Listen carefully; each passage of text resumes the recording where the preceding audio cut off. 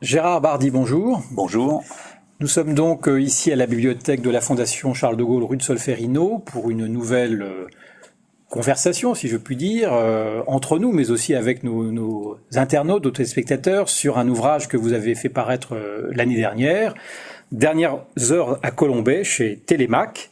Gérard Bardy, on vous connaît bien à la Fondation, vous êtes un habitué de notre maison, vous êtes membre des Amis, vous avez très très bien connu Michel Enfrol, évidemment, vous êtes ancien journaliste, vous avez été longtemps à l'AFP, vous avez été à Paris Jour, d'ailleurs on y reviendra tout à l'heure, parce que je crois que vous étiez journaliste à Paris Jour au moment de la mort du général de Gaulle, et puis depuis quelques années, depuis même pas mal d'années, vous avez fait paraître une dizaine d'ouvrages, alors sur des sujets d'ailleurs assez divers, mais j'ai noté d'ailleurs que vous aviez même fait une biographie de Charles Aznavour. Mais ces dernières années, c'est passé du petit Charles au grand Charles. Voilà, c'est passé du petit Charles au grand Charles. Mais ces dernières années, vous avez beaucoup écrit sur De Gaulle, sur les moines soldats du général, sur les femmes du général, sur bien sûr la foi catholique du général de Gaulle avec Charles de Gaulle le catholique, qui a d'ailleurs fait l'objet d'une adaptation pour la télévision, de deux adaptations, oui, dont une traduction, voilà, qu'on a vu l'année dernière, donc à l'occasion de l'année de Gaulle. Et puis vous avez même écrit il y a quelques années un insolite Charles de Gaulle parle aux Gilets jaunes, et ce livre dont nous allons parler à présent, donc paru l'année dernière, est un livre évidemment qui relate la dernière journée, le 9 novembre 1970, dernière journée du général à Colombey, à la Boisserie en fin de compte, puisque pendant toute la journée il est quasiment pas sorti de sa maison. Mais c'est un livre aussi qui nous permet, au-delà du récit de cette journée, de revenir sur des réflexions finalement plus fondamentales chez Charles de Gaulle, et qui nous permettent aussi quelque part de toucher un petit peu d'un peu plus près la personnalité, un de Gaulle incarné derrière le grand personnage historique que nous connaissons tous. Alors, on a, évidemment, on y reviendra, beaucoup d'anecdotes très amusantes parfois, très intéressantes, on a beaucoup de réflexions de fond, et puis ce livre, je voudrais le souligner, commence par une très belle préface de Laurent de Gaulle, qui donc est le fils de Bernard de Gaulle, le neveu du général de Gaulle, qui est mort maintenant il y a 2 ans, que nous connaissions bien ici à la Fondation. Et je veux dire que Laurent de Gaulle a fait une très très belle préface, très sensible, oui, qui se termine d'ailleurs par une très belle phrase que voilà, je voulais citer, où il écrit un témoignage de dignité humaine. Il parle de Charles de Gaulle, du général de Gaulle, un témoignage de dignité humaine et de force dans l'humilité. Il nous relie à la vie. C'est magnifique.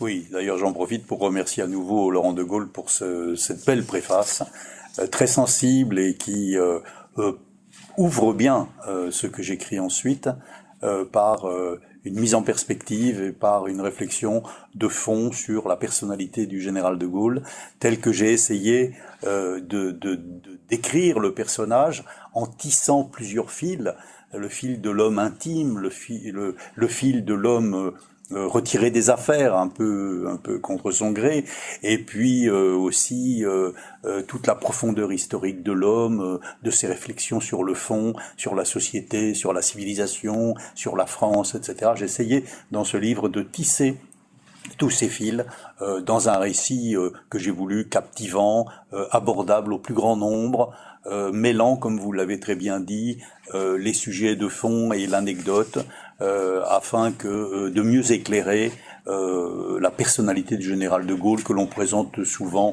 comme un homme austère. Il n'était pas forcément. Alors, justement, on commence le récit, en fait, par le lever du général de Gaulle. Alors c'est pas du tout le lever de Louis XIV, hein. C'est vraiment la journée d'un gentilhomme à la campagne qui se lève d'ailleurs assez tard. Il dit lui-même à son fils qu'il les couche tard et qu'il les lève tard. Oui, ce qui n'est pas tout à fait le cas de son épouse. Alors est-ce que vous pourriez nous en dire un peu plus? Il dit à Philippe de Gaulle, toi et moi, pour des militaires, nous sommes curieux militaires parce que nous nous couchons tard et nous nous levons tard, ce qui n'est pas le propre effectivement des militaires qui se lèvent tôt, comme chacun sait. Écoutez, le général de Gaulle avait pour habitude de flâner dans son salon après le dîner, de rester un moment avec une lecture ou avec un programme de télévision, ça lui arrivait aussi, et de se coucher entre 11h30 et 23h30 et minuit. Alors que Madame de Gaulle, elle, rejoignait sa chambre plutôt autour des 22 heures. Par contre, Madame de Gaulle était celle qui se levait la première, qui passait par la salle de bain tout de suite et qui descendait ensuite rejoindre la cuisinière pour préparer le petit déjeuner, lequel petit déjeuner était monté dans la chambre au premier étage de la boisserie, et que le général et madame partageaient ensemble en discutant tranquillement de ce qui se préparait dans la journée. Voilà, je précise que monsieur et madame de Gaulle dormaient dans la même chambre. Et on peut le dire, et dormait dans le même lit. Et dans le même lit, enfin, jusqu'à une période, jusqu'au tout dernier mois. Voilà. Et de sorte que seule Madame de Gaulle, finalement, voyait le général dans vraiment son intimité, dans sa chambre, en pyjama probablement, en train de prendre son petit déjeuner, parce que donc il prenait pas son petit déjeuner dans la cuisine.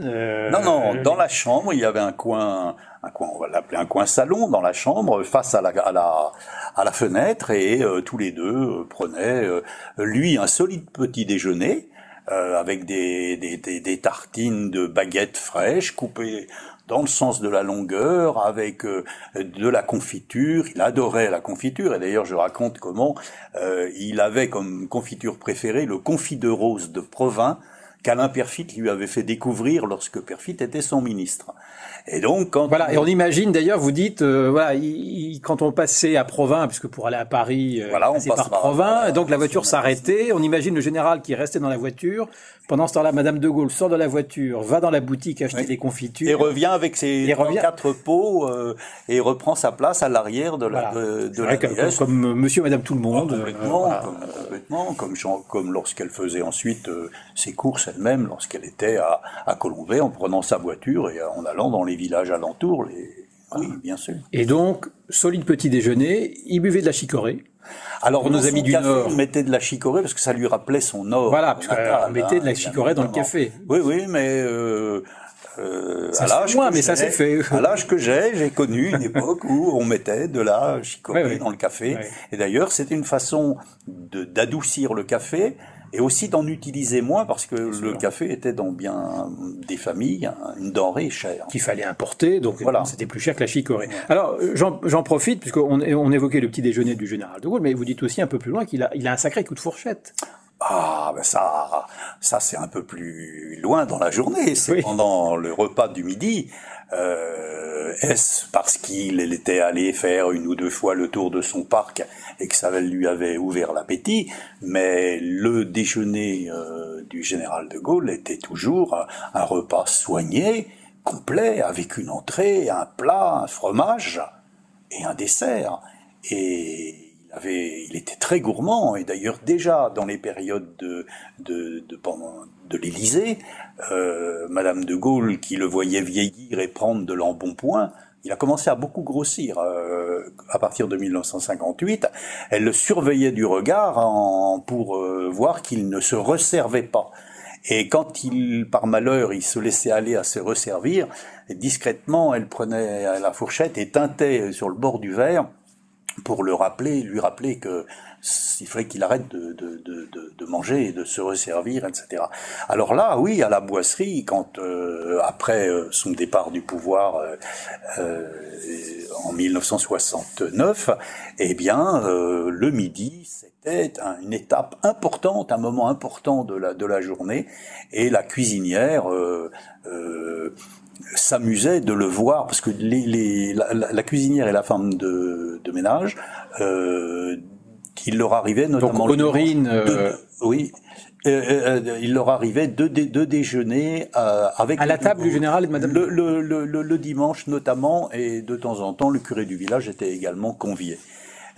Et alors là, c'était un plaisir pour la cuisinière et Madame de Gaulle de voir le général se régaler des plats francs du collier. C'était son expression. Il aimait les blanquettes de veau, il aimait les civets des plats de famille, en fin de compte. Oui, les plats de famille, chichi. Et sa gourmandise, mais Madame de Gaulle ne lui en faisait pas très souvent, c'était l'oreille de cochon grillée. C'est curieux, moi j'ai jamais connu ce plat, jamais mangé ce plat, mais son fils en témoigne, il adorait l'oreille de cochon grillée. Alors et il se plaignait d'ailleurs que Madame de Gaulle le restreigne dans sa façon de s'alimenter. Et d'ailleurs un jour il a dit à Jean Descriennes, qui était son aide de camp: ah, on me laisse jamais manger ce que je veux. Alors il exagérait un petit peu parce que quand même les repas étaient de bonne qualité. Alors, les repas étaient de bonne qualité, le général était plutôt gourmand, comme on vient de dire, Oui. mais d'abord, l'heure c'était l'heure, il fallait commencer à l'heure, Oh oui. il fallait pas s'éterniser à table non plus, Non. et puis... Il ne fallait pas parler politique. fallait pas parler politique, Ni voilà. actualité, ni politique. Voilà, on parlait de la façon dont la journée s'était passée, du jardin, ce genre de choses. Chose assez banale. Des affaires de famille, mais on parlait pas de choses sérieuses à table finalement. Non. Peut-être pour éviter justement que le déjeuner ou le repas ne s'éternise. Ou... Ah oui, parce que il fallait pas que le déjeuner dure plus de 45 minutes. Et d'ailleurs, c'était vrai sur ces dernières années à Colombey, dans son espace familial, mais c'était vrai également à l'Élysée. À l'Élysée, il avait fixé la durée des déjeuners, fussent-ils officiels, ou des dîners, et quand ça s'attardait trop, quand ça traînait trop, eh bien il se levait. Lui avait avalé son dessert. Si les invités en étaient à démarrer leur dessert parce qu'ils avaient papoté, conversé entre eux, échangé sur des sujets sans doute très intéressants, n'en doutons pas, eh bien le général se levait et regagnait le salon. Et alors, tout le monde le suivait, et les desserts restaient non consommés dans les assiettes. Donc il valait mieux être prévenu avant. Il valait mieux être prévenu. Alain Perfit, dont j'ai été très proche pendant de nombreuses années, m'a raconté de nombreuses anecdotes que j'ai pas mis toutes dans le livre à ce sujet. C'est que profitons-en puisque vous êtes là.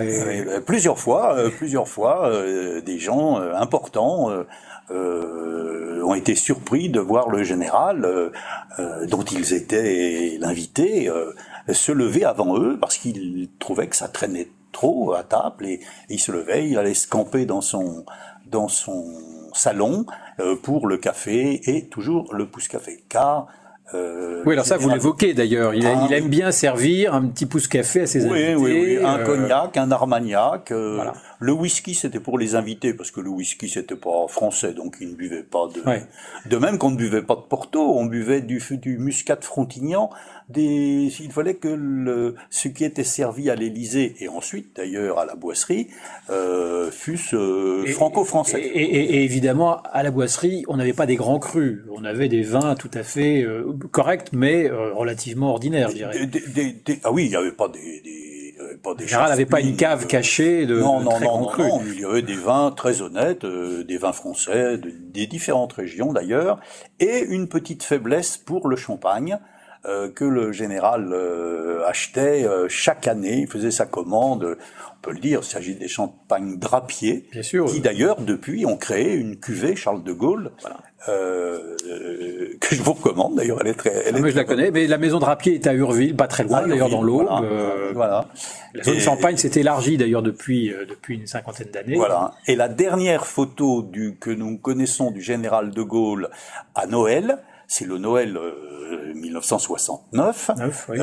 Il est à table, il y a une bouteille de champagne Drapier en l'occurrence devant lui, et il a à sa gauche ou à sa droite, je ne me souviens plus, la petite Anne, sa petite Anne de fille, Boissieu, Anne de Boissieu, qui est à côté du général et Madame de Voilà, Boissieu. toute blondinette et toute belle. Alors, on va revenir au récit de la journée du 9 novembre, parce que c'est évidemment une journée naturellement tout à fait particulière, mais en même temps, c'est une journée qui ressemble à toutes les autres à la boisserie en définitive. C'est-à-dire que les moments de la journée, le rythme est toujours à peu près le même. Tout à l'heure, on était au moment du petit déjeuner. Donc, une fois que le général de Gaulle a pris son petit déjeuner, s'est habillé, s'est rasé, etc., il descend et il va commencer par faire son petit tour dans son jardin, dans son parc, enfin, pour se mettre un peu en jambes. Après le petit déjeuner, il a pris une 25 minutes pour lire la presse du jour qui lui a été ramenée le matin par le chauffeur, lequel chauffeur est allé à Bar-sur-Aube chercher les baguettes. Hein. Tout ça, ça se tient.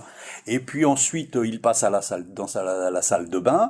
Et quand il n'a pas été mis de mauvaise humeur par une lecture d'un article qui l'irrite, on l'entend chantonner. Il aimait pas la Croix, vous dites. Siffler. Ah non, le journal La Croix, il aimait pas beaucoup. Il considérait que c'était le journal des curés de gauche. Ah, c'est trop à gauche pour lui. Oui, c'était trop à gauche. Et puis ça lui rappelait peut-être, je ne sais pas, Monseigneur Marty, les prêtres ouvriers qui avaient un peu soulevé la population à une époque, notamment en 60. En mai 68. Donc ensuite, une fois qu'il a lu la presse, voilà, qu'il est habillé, etc., le général descend. Il descend. Alors, vous savez, vous connaissez la boisserie, l'escalier de bois bois craque sous ses pas. Le général de Gaulle, à la fin de sa vie, pesait près de 110 kilos. Oui. Il avait beaucoup grossi. Oui. Et donc, et il saluait alors toujours en costume gris, en costume sombre, souvent avec un gilet, et puis cravate, chemise blanche, et puis il saluait la femme de ménage, la cuisinière, et il traversait son salon, et là, il prenait son imperméable, ou son manteau, selon les saisons, son chapeau et sa canne, et là, il entreprenait, pour la première fois de la journée, le tour de son parc. Et c'était vraiment la grande passion, c'était de marcher dans son parc. Voilà, vous dites d'ailleurs à plusieurs reprises, là on évoque les promenades dans le parc de la Boisserie, mais en fait il fait constamment des promenades, parfois très très longues, très régulièrement. Vous dites vraiment, il aime marcher, ça fait partie, c'est presque un besoin. Il se ressource. Il se ressource. Il dit lui-même. S'il ne marche pas, il dit pour écrire je suis sec. Il utilise cette expression. Il a besoin de marcher. Et dans cette campagne assez austère, il faut quand même le dire, il aime arpenter les grandes forêts. Son chauffeur Marou le surveille à distance parce que quand même déjà pour sa sécurité et puis compte tenu de son âge. Oui, mais enfin finalement il a bientôt 80 ans, il a pris du poids comme vous le disiez, mais il a une résistance à l'effort tout à fait incroyable. Ah oui, 8 jours avant sa mort, on l'a vu sauter un fossé. 2 mois avant sa mort, on l'a vu sauter un fossé pour aller chercher des champignons dans les sous-bois. Faire ramasser des champignons pour les ramener à la cuisine. Et les ramener, et la cuisinière le soir devait faire l'omelette au girolles Voilà. Au cèpe, c'était classique. Voilà. Mais parce que, donc tout ça, finalement, je vais revenir à la journée du décès, mais il y avait finalement pas de signal, pour ceux qui connaissaient bien le général de Gaulle, qui vivait avec lui, je dirais, quotidiennement, il n'y avait pas de signal, y compris dans les tout derniers jours, quand on voit ces grandes promenades qu'il était capable de faire, de signal de la crise qu'il emportera le soir du 9 novembre. Ah oui, complètement. Le 2 novembre, il était allé faire une marche, avec son gendre et avec sa fille dans la forêt d'Éduy, et le général de Boissieu expliquera qu'il marchait à grande enjambée et il lui a même dit à un moment « Vous n'êtes pas fatigué de Boissieu, alors on continue ». Et c'est lui qui a entraîné sa famille. Non, il avait certes, sa silhouette s'était alourdie, ses épaules étaient un peu plus voûtées. Il avait un pas un peu plus lent, mais pour un homme de 80 ans, c'était tout à fait de presque 80 ans, c'était bien, oui, il avait été en bonne forme. Alors, on va ensuite faire un long moment, si vous voulez bien, sur la partie importante de la journée pour le général de Gaulle. À ce moment-là, c'est son travail d'écriture. Mais avant d'en arriver là, je voudrais encore revenir sur une anecdote qui est relative aux relations de voisinage qu'il entretenait avec ses voisins, notamment agriculteurs. Et finalement, il avait des relations extrêmement simples, il était extrêmement abordable, il allait voir lui-même, quand il y avait un problème de voisinage, il allait voir lui-même son voisin, le jeune agriculteur qui habite à côté, alors qu'il y avait son poulailler de l'autre côté du mur, et donc les odeurs du poulailler indisposaient Madame de Gaulle, parce que c'était trop près de la maison. Et donc finalement, tout ça, il règle des problèmes bêtement matériels lui-même. Ce 9 novembre 1970, après avoir commencé sa journée tout naturellement, fait le tour de son parc, il a réglé ses affaires de voisinage avec deux de ses voisins agriculteurs, avec lesquels il a réglé pour l'un ce problème de poulailler qui empoisonnait un peu le Madame de Gaulle, et puis aussi un échange de terrain parce que de Gaulle souhaitait agrandir son parc. Voilà, ça c'était un beau projet, un grand projet qu'il avait en tête. Un projet qui, hélas, il n'a pas pu le voir se réaliser, mais il avait des relations de grande simplicité. Avec tout le monde, que ce soit avec le prêtre, que ce soit avec les anciens combattants. Quand le général de Gaulle allait le dimanche à la messe avec Madame de Gaulle, à peu près 400 mètres, à peu près entre la boisserie et l'église, il y allait à pied, sauf les jours d'élection, parce qu'il y avait une meute de journalistes. Et alors là, il fallait fuir toute c'est curieux. On reviendra tout à l'heure à ces relations avec les journalistes, parce que vous êtes bien placé pour en parler. Mais en revenant de la messe, il s'arrêtait chez un ancien combattant, d'ailleurs le père de l'un des deux agriculteurs qu'il voit le dernier jour. Monsieur Consigny, je crois. Monsieur Consigny, et puis il parle avec Consigny, qui a fait 14-18, et il parle des tranchées, il parle des choses et d'autres. Il s'attarde pas trop, certes, mais puis après, bon, avec Madame de Gaulle, il regagne la boisserie, salué par les uns, salué par les autres. Et à l'intérieur de l'église de Colombey, les deux églises, jamais les habitants de Colombey ne l'importunaient, absolument jamais. Et c'était d'ailleurs un des bonheurs, et il en parle, et je reprends la phrase du général, c'était un de ses bonheurs d'être intégré dans cette population qui était l'image de la France de toujours.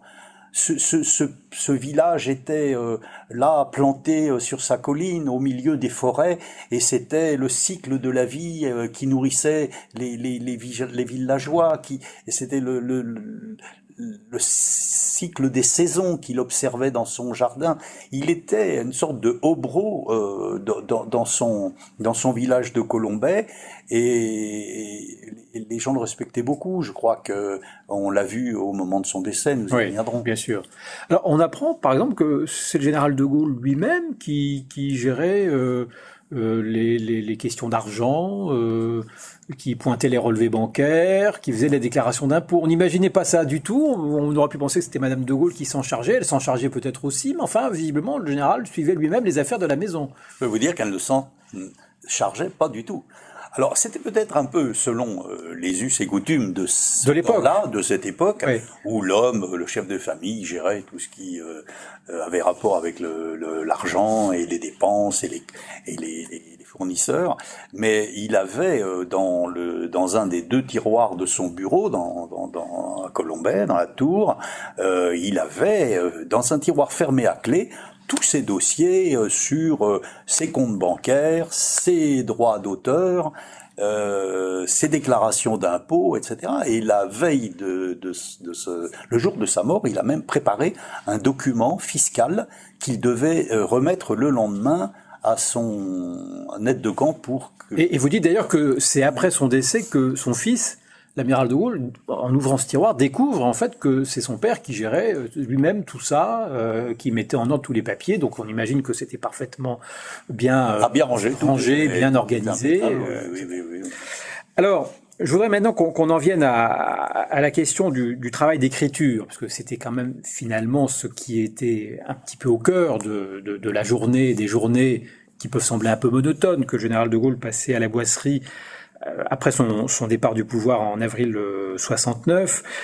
On voit vraiment que il est, on peut dire, saisi par l'angoisse de ne pas réussir à terminer son œuvre, et que finalement cette rédaction de ses mémoires, c'est presque aussi important que ce qu'il a pu réaliser en tant qu'homme politique, en tant qu'homme d'État.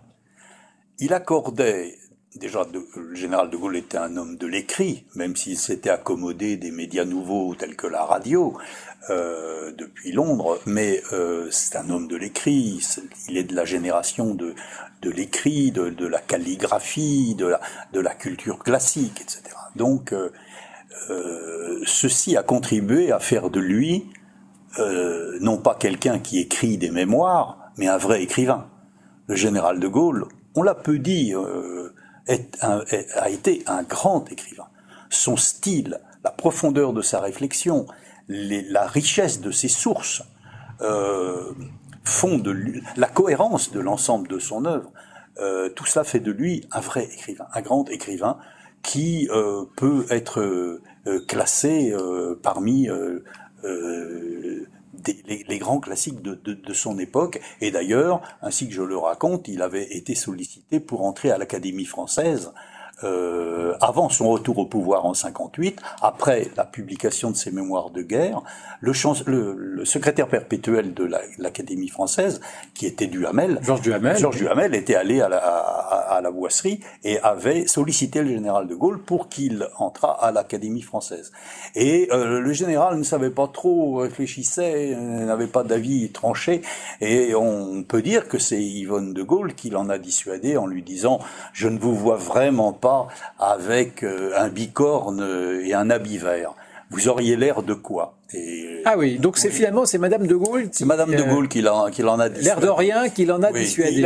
Il a eu quelques regrets parce que bien plus tard, et il a dit à son fils, j'aurais peut-être dû accepter, j'aurais eu les honneurs, j'aurais été tranquille, plus personne ne m'aurait importuné et j'aurais siégé parmi les immortels jusqu'à la fin de mes jours. Mais donc revenons sur son œuvre. Oui, son œuvre l'obsède. Son œuvre est ce qu'il veut absolument terminer avant sa mort. Mais alors, ça c'est parce que il considère que ses mémoires... mémoire d'espoir. Mémoire d'espoir, donc. De 58. C'est un travail authentiquement littéraire, comme vous l'avez dit, et que il considère qu'il est un écrivain, finalement, qu'il a été depuis très longtemps un écrivain, et que c'est important pour lui, pour son personnage, de terminer sa vie en quelque sorte par une œuvre littéraire. Est-ce qu'il y a aussi une façon de sculpter un petit peu sa statue pour l'éternité? Et puis est-ce qu'il n'y a pas peut-être, et je vais en arriver à sa relation avec les journalistes, est-ce qu'il n'y a pas aussi le souci, après tout, de se défendre par lui-même, parce que si on le défend après sa mort, il n'est pas tout à fait certain qu'on le défendra tout à fait fidèlement. Vous avez entièrement raison, c'est la troisième raison que vous avez invoquée qu'il faut retenir. Il veut donner sa part de vérité. De Gaulle a toujours été très attaqué, et parfois... on l'oublie d'ailleurs aujourd'hui. Il a été critiqué comme tout homme public, je crois qu'il l'acceptait, oui. Et il a parfois été férocement attaqué par des gens qui étaient très très loin d'avoir une vraie vision pour la France, ou qui avaient... Alors vous rapportez d'ailleurs un propos de Gaulle lui-même, qui un jour a dit ceci, je crois au général de Boissieu, à son gendre, ce que de Gaulle pense sur le fond du problème n'est jamais étudié. Peut-être le fera-t-on après ma mort, parce qu'à ce moment-là, il sera moins grave d'avouer que j'avais raison. Ça, il parlait des journalistes qui ne savaient pas étudier son action et tracer ce qu'il avait fait dans une perspective. Il reprochait aux journalistes d'être beaucoup trop dans l'anecdote et de ne pas avoir une vision, notamment de placer son action dans le service de la France, pour servir la place de la France, l'avenir de la France. De Gaulle pensait que les journalistes se contentaient les scribouillards, comme il les appelait, de gratter du papier avec des choses très marginales et de ne pas le comprendre sur le fond. Donc son œuvre littéraire, elle vise certes à livrer sa part de vérité, mais aussi à corriger un certain nombre de choses qui ont déjà été dites, ou d'interprétations qui pourraient être faites après sa mort de ce qu'il a voulu faire pour la France. Donc c'est quelque chose qui l'obsède. Il en parle dans ses écrits, dans les lettres à sa famille, que Dieu me prête vie pour terminer mon œuvre. À sa belle-sœur, priez pour moi pour que j'aie le temps de terminer mon travail d'écriture. Il pense qu'il lui faut 4 ans encore. Alors, les mémoires d'espoir étaient prévues en 3 tomes. Oui. Et peut-être un 4e, c'était encore en pointillé, selon Marcel Julien, qui était chez Berger-Levrault et chez Plon, son éditeur. Et il avait sorti dans des délais raisonnables le 1er tome. Quelques semaines avant d'ailleurs. Quelques semaines avant, qui a eu un énorme succès. Donc le 1er tome, c'est la période 58-62. C'est ça. C'est ça. Le 1er tome des Mémoires d'espoir. C'est ça. Et là, il faut savoir que le général de Gaulle a vendu 750 000 exemplaires. Il y croyait pas d'ailleurs, vous dites. Il y croyait pas. Il dit, ces éditeurs, ils vous racontent toujours des sornettes pour vous pousser à écrire. Je cite à peu près mot pour mot ce qu'il disait. Et donc, il sentait qu'il y avait des choses importantes à dire. Il voulait par exemple s'expliquer sur 68. Oui. C'était très important. Et il voulait s'expliquer sur ce qu'il avait voulu faire pour changer la donne dans le monde du travail. La participation. La participation, la troisième voie, la place des salariés dans le monde de l'entreprise. Cette ambition sociale, il considérait qu'il n'avait pas pu la mener à bien, que trop de freins lui avaient été opposés de la part du patronat, un petit peu aussi de Georges Pompidou, il faut le dire, qui freinait des quatre fers l'installation de la participation. Donc, il avait vraiment des choses à sortir de lui. Et puis aussi, dans un troisième tome, il voulait parler de l'international, des relations qu'il avait eues avec les grands de ce monde, et dont il gardait d'ailleurs la trace de tous les entretiens qu'il avait eus avec eux. Il se servait beaucoup des verbatims de ces entretiens pour ses... C'est quelque chose qui comptait beaucoup pour lui, sa relation avec les grands. On avait, il y a quelques semaines, Éric Branca qui nous présentait son De Gaulle et les grands. Mais De Gaulle, évidemment, qui se considérait comme un grand, quelque part, il était un petit peu aussi impressionné, peut-être, d'avoir connu et rencontré tous ces grands personnages. Il était fasciné par Mao, bon, même s'il ignorait pas les crimes dont il était l'auteur, mais enfin, il avait très envie de voir Mao. Il avait programmé son voyage en Chine en 71. Il est allé voir Franco, là aussi, ça a été assez critiqué. Alors, c'est pas lui qui avait demandé le rendez-vous, d'ailleurs. Mais enfin, il a fait un grand voyage en Espagne, et donc, il n'a pas dit non, évidemment, quand Franco a dit qu'il voulait le voir. Donc, il était vraiment très intéressé de rencontrer les autres grands personnages de l'histoire dans les autres pays. Il y avait chez lui la volonté, sans doute, il avait sa part d'orgueil, de camper De Gaulle parmi les grands de son époque, les grands de ce monde. Et quand même, n'oublions pas qu'il avait été en lien direct avec les grands de ce monde au moment de la guerre, hein, et notamment de la fin de la guerre. Et qui s'était hissé à leur niveau, alors qu'au départ, il était rien. Évidemment, et que si la France a eu sa place à la table de la victoire, c'est quand même bien parce que De Gaulle a manœuvré avec la force, la détermination que l'on sait. Donc, il y avait sans doute la volonté chez lui d'installer De Gaulle dans une posture de grand parmi les grands, sans doute, je crois qu'il avait cet orgueil-là, mais il y avait aussi, et peut-être même plus, la volonté de situer la France dans cet univers qu'il voyait en grande évolution. Vous savez que le général de Gaulle était convaincu que le bloc communiste allait s'effondrer et que l'Europe allait, je cite, boire le communisme comme un buvard. Donc, il voyait qu'il y aurait une suite à l'effondrement de ce bloc de l'Est, que les cartes allaient être battues et que la France devait se préparer au choc de la mondialisation. Même si la mondialisation n'était sans doute pas la tasse de thé du général de Gaulle, il était suffisamment pragmatique. Vous savez, hein, on dit souvent, le gaullisme, c'est pas une religion, c'est pas un dogme, c'est un pragmatisme. Donc le général de Gaulle, dans ses mémoires, déjà celles qu'il nous a livrées et celles qu'il aurait voulu achever, si l'on en croit notamment les échanges qu'il a eus avec André Malraux, voulait camper la France telle qu'il l'avait trouvée, telle qu'il l'avait laissée et telle qu'il aurait voulu qu'elle évoluât pour prendre sa place dans le concert des nations. Alors, vous avez parlé d'André Malraux. Il y a évidemment une relation très forte et très particulière entre De Gaulle et les écrivains. Autant les relations avec les journalistes sont des relations quand même un peu compliquées, autant ces relations avec les écrivains, même des écrivains avec qui il n'était pas forcément d'accord au plan politique d'ailleurs, sont des relations auxquelles il attache énormément d'importance. Vous dites dans votre livre que la bibliothèque de la Boisserie compte plus de 2000 ouvrages, et avec bien en évidence, je dirais presque un peu ces modèles que sont des écrivains comme Malraux, on va y revenir, mais aussi Bergson. Oui, Bergson est quelqu'un qui a eu une énorme influence sur le général de Gaulle. Voilà. Donc, on voit que ce souci d'avoir des relations et quelque part de faire partie de ce monde des écrivains, de ce monde de la littérature, est extrêmement important. Vous citez là aussi une phrase, je trouve, qui est très belle, où vous dites « De Gaulle et la littérature, elle est la lumière de l'esprit et de l'art ». Et donc, le général de Gaulle, je dirais, à la fois essaie de cultiver cet art autant qu'il le peut, et on voit qu'il fait énormément d'efforts, qu'il travaille énormément ses phrases, mais c'est aussi l'esprit, et c'est l'esprit qui s'exprime dans ses livres.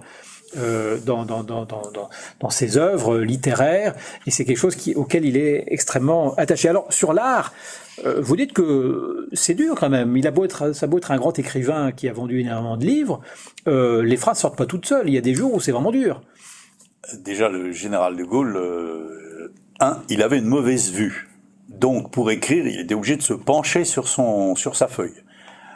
Deuxièmement, il écrivait tout à la plume. Avec de son écriture très longue, très étirée, très penchée, ascendante. Et donc, quand il avait mis 4 ou 5 mots sur une ligne, il fallait aller à la ligne du dessous. Bon, tout ça prenait de la place, et surtout, vous avez raison de le souligner, il écrivait assez lentement parce qu'il voulait écrire avec précision. Et alors, il vérifie tout. Ça peut donner. Il téléphone à ses anciens collaborateurs à Paris pour leur demander un détail. Quand on voit aujourd'hui la rapidité avec laquelle certains, alors je parle pas du vôtre naturellement, mais certains écrivent des livres sans rien vérifier, après on se rend compte qu'il lui, il vérifiait absolument tout. Il avait des dossiers, des piles de dossiers dans son bureau, il appelait ses collaborateurs, alors il n'avait pas Internet ou Wikipédia, mais enfin il vérifiait qu'il écrivait absolument tout. Ça prenait d'autant plus de temps qu'il n'avait ni Internet. Il voulait pas être pris en défaut sur une date erronée, sur un fait qu'il aurait dont il aurait mal rendu compte, etc. Il était vraiment extrêmement rigoureux. Il était exigeant, et je raconte dans ce livre qu'il ne voulait pas faire comme Churchill. Churchill avait pondu, excusez-moi du terme, des mémoires fleuves. Avec des choses complètement anecdotiques, avec du remplissage. Voilà, il avait une expression, d'ailleurs, il disait Churchill va à la ligne, enfin... Voilà, il tire à la ligne. Il tire à la ligne, voilà. Ça, c'est une expression utilisée par les journalistes aussi. Tirer à la ligne, c'est faire un long article quand un paragraphe suffirait. Et donc, oui, il disait, Churchill, déjà, n'a pas écrit tout seul, il y avait Spears qui l'a aidé, il y avait son fils qui l'a aidé, ou son gendre, je ne me souviens plus. Randolph, ça devait être son fils. Rodolphe, oui. Il avait des assistants, enfin il avait alors que De Gaulle, il écrivait tout seul. Il avait ses collaborateurs qui lui ramenaient des classeurs avec des documents sur la période sur laquelle il s'apprêtait à écrire, mais il écrivait tout seul et il faisait beaucoup de recherches complémentaires. Voilà, le jour de sa mort, il appelle Bolincourt, Xavier de Bolincourt, qui est son secrétaire ici à Paris. Oui, exact. Qui est un monsieur d'ailleurs en retraite, je crois, donc c'est vraiment une tâche qu'il effectue bénévolement. Voilà, et il dit à Bolincourt de vérifier que Christian Fouché qui était ministre de l'Éducation entre 62 et 67, je crois, a été le ministre qui a eu le plus long mandat depuis la Troisième République. Voilà, tout à fait. Je vois que vous avez bien lu. J'ai lu le livre. Bravo. Oui, donc il avait le souci du détail, même si son but était quand même de faire passer de grandes idées et d'installer une image aussi fidèle que possible de son action. Bon, c'était certes sa part de vérité. Alors, sa part de vérité, il y a aussi, je dirais, la vérité qui a pu être rapportée par des très proches. Je pense à André Malraux, évidemment, les chaînes qu'on abat, ce livre tiré d'un dialogue hivernal à la Boisserie entre Charles de Gaulle et André Malraux. J'en parle beaucoup, vous avez vu, parce que voilà, vous en parlez beaucoup. Moi, je suis fasciné par le couple que représentent de Gaulle et Malraux. C'est l'association des contraires sur bien des points. Tout à fait. L'un est croyant, l'autre est agnostique. L'un est rigoureux et l'autre un peu foutraque, un peu fantasque et tout. Leurs origines ne sont pas les mêmes, etc. Mais il y a une sorte d'osmose, de complémentarité entre ces deux géants, chacun dans leur spécificité, dans leur univers, qui moi me fascine. Oui, et puis ils ont quand même une espèce de vision de l'avenir tout à fait étonnante. Alors on en avait eu d'ailleurs la confirmation, on le voit en lisant le livre bien sûr, on en avait eu la confirmation lorsqu'il y a quelques années, je ne sais pas si vous aviez vu ça là, avec l'aide de la Fondation, un spectacle théâtral avait reconstitué ce dialogue des chaînes qu'on a. Et alors il y a des phrases quand même dans Malraux qui sont absolument incroyables. Par exemple cette phrase qu'aurait prononcée De Gaulle: il est étrange de vivre consciemment la fin d'une civilisation. C'est quand même incroyable, on est en 1970 et et tous ces bouleversements énormes qu'on est en train de vivre aujourd'hui, De Gaulle et Malraux, avec leur histoire, leur culture personnelle qui sont pas exactement les mêmes, mais ils arrivent un peu à ce constat tous les deux, un peu désabusés, il faut bien le dire. Ils ont tous les deux un point commun, c'est qu'ils sont visionnaires. Pas uniquement sur ce point. Mais dans leur dernier entretien à la Boisserie, près d'1 an, environ 11 mois avant le décès du général, André Malraux et Charles de Gaulle ont un entretien d'une force que j'essaie de relater, d'une force incroyable, où ils vont vraiment à l'essentiel. Je veux dire, leur entretien, il est d'une force, ils parlent de la vie, ils parlent de la mort, ils parlent du sens de l'action. Que restera-t-il de ce que nous avons pu faire, dit le général de Gaulle. Quel est le sens de la vie, demande Malraux. Et le général répond, mais faut-il que la vie ait un sens? Et leur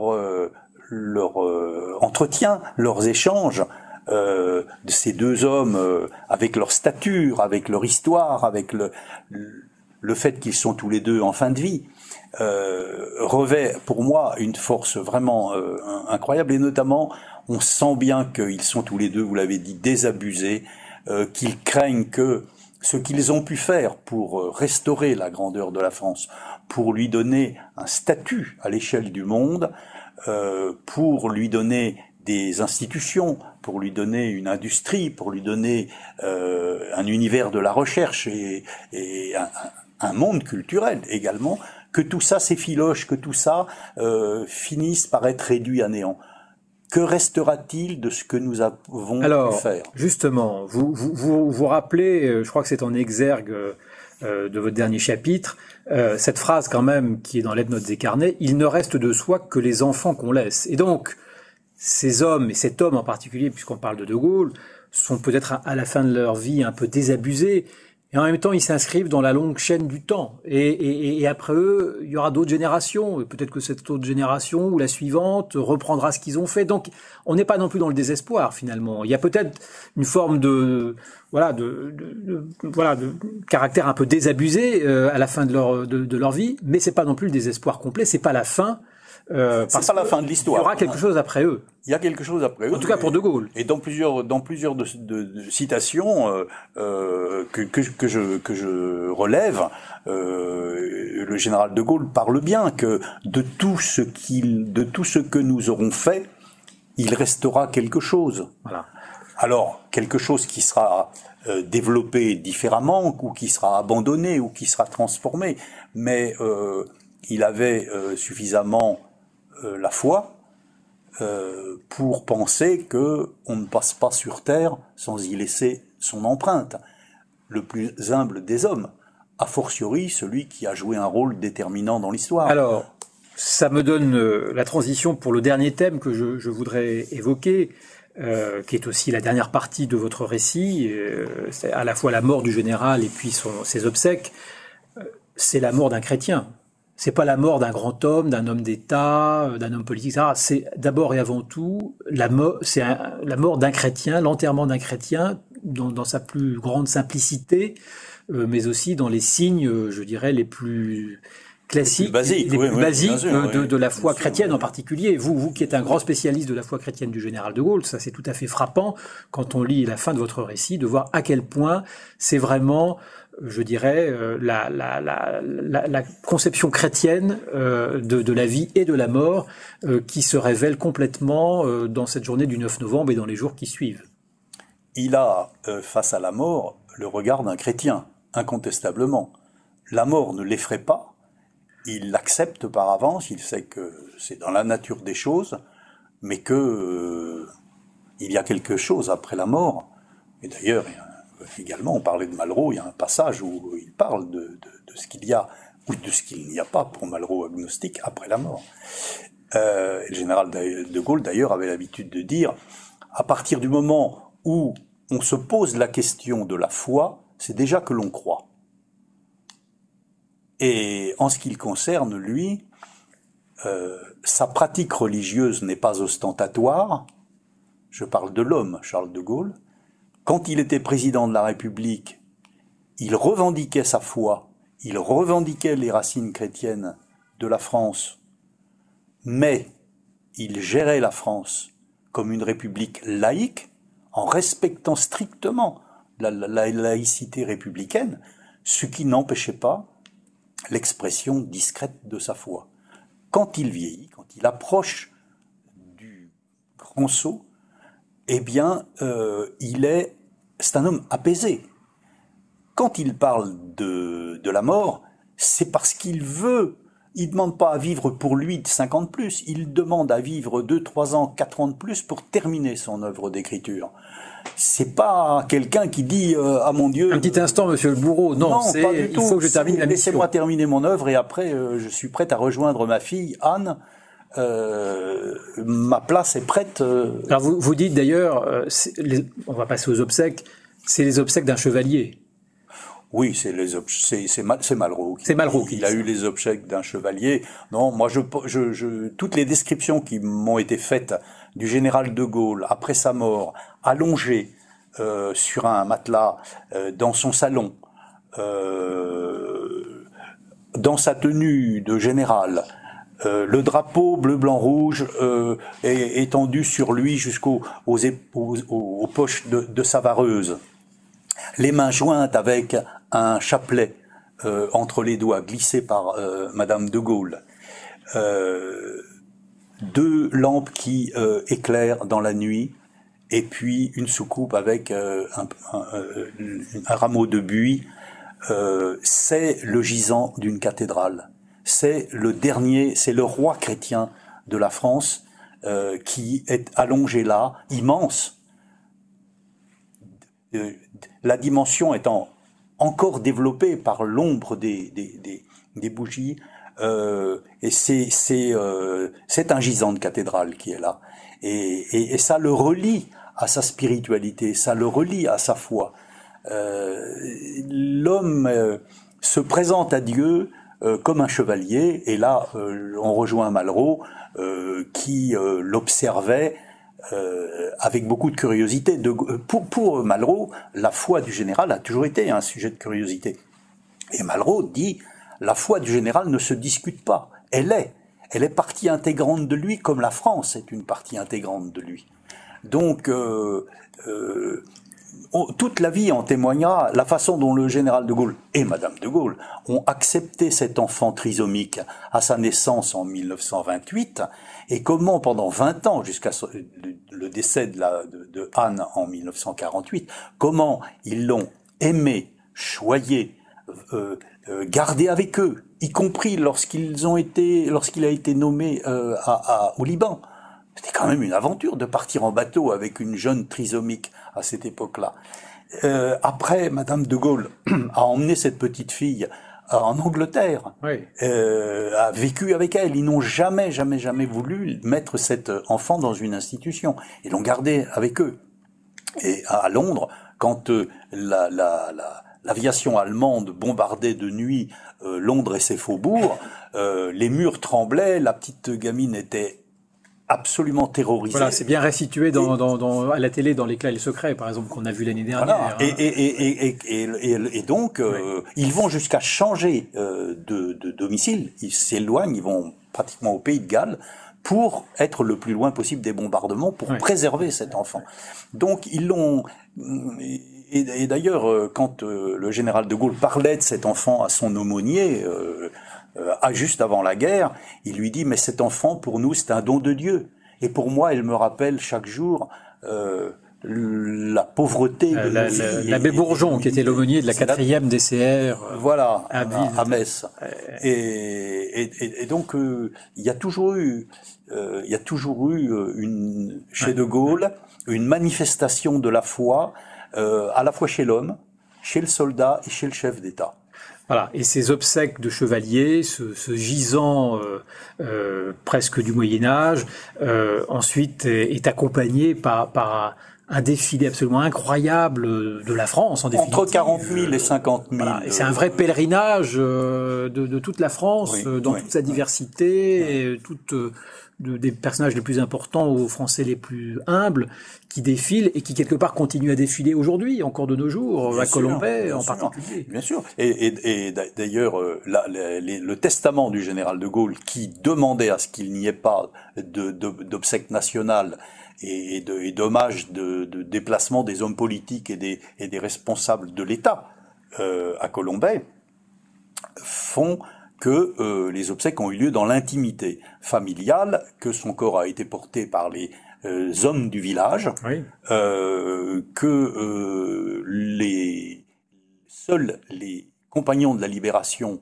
le conseil municipal et la famille, et autant que faire se peut les habitants de Colombey, pas très nombreux heureusement, ont pu entrer dans l'église qui tient 350 places à peu près. Cette humilité aussi, alors certains diront, et c'est en grande partie vrai que c'est un signe de grandeur, l'excès d'humilité confine à la grandeur, évidemment. Mais il y a aussi cette volonté du chrétien qui retourne en terre. On lui fait pas un cercueil sur mesure, il prend le cercueil qui est prêt chez le menuisier. Le menuisier s'en étonne et la famille de Gaulle dit non, pour la gloire du chrétien, c'est la mort et le retour à la terre. Voilà. Donc, et on en revient en définitive, j'avais commencé par là, à la très belle phrase de Laurent de Gaulle, un témoignage de dignité humaine et de force dans l'humilité, il nous relie à la vie. Voilà, la vie et le récit de la dernière journée de Charles de Gaulle, mais bien au-delà, une quantité vraiment très impressionnante pour quelques 180 pages, très denses, mais une quantité très impressionnante d'anecdotes et aussi de réflexions de fond. Donc, Dernières heures à Colombey par Gérard Bardy. Merci beaucoup, Gérard Bardy. Merci à vous. À bientôt. Et puis, on a hâte de lire votre prochain livre. Et on vous accueillera très volontiers. Je vais y penser. De nouveau à la Fondation. Merci beaucoup. Encore. Au revoir.